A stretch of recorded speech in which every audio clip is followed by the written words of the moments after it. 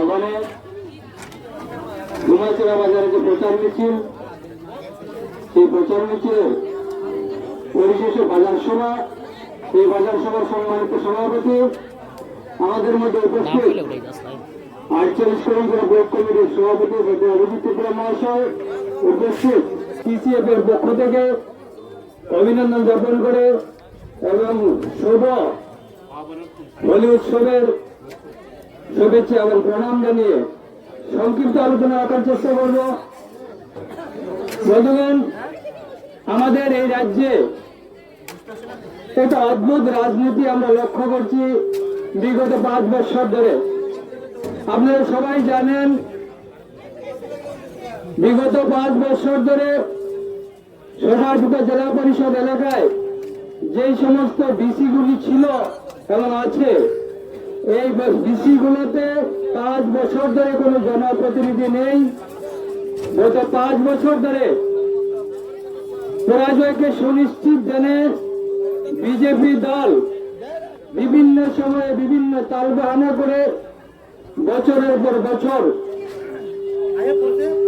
পিছুতে আজকে 5 বছরের মাথায় এর পরেও ডিসি নির্বাচন সংগঠিত করতে সাহস পাচ্ছেন না।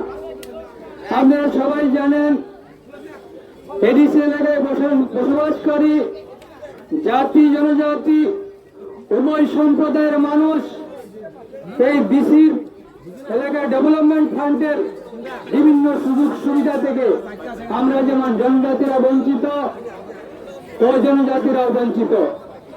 আজকে বিসিতে বছরে 15 থেকে 20 লক্ষ টাকার ডেভেলপমেন্ট ওয়ার্কের জন্য ফান্ড আছে।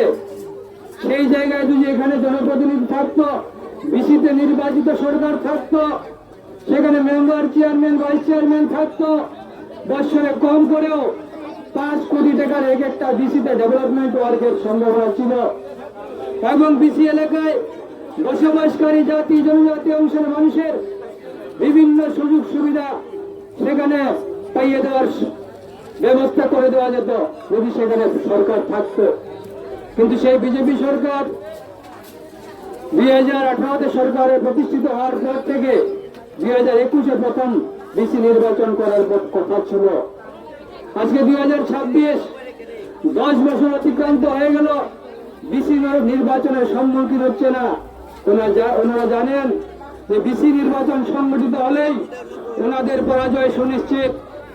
ওনারা পরাজয় থেকে ভয় পেয়ে ডিসি নির্বাচনের সম্মুখীন হতে চাইছেন না।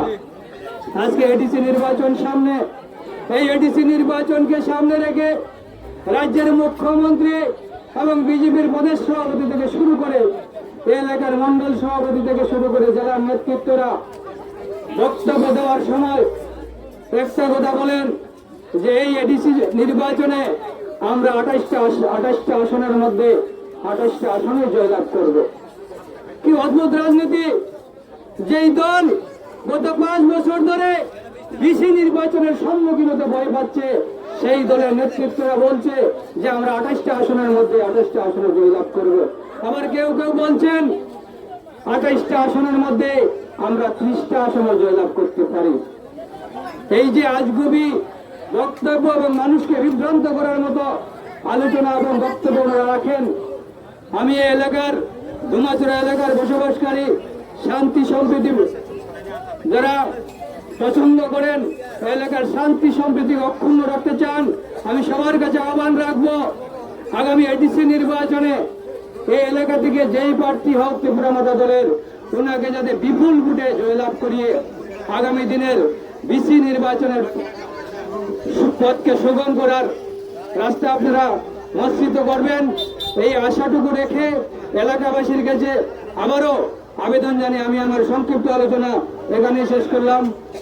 ভূভাগরা লং লিভ, ত্রিপুরা মাতা লং লিভ।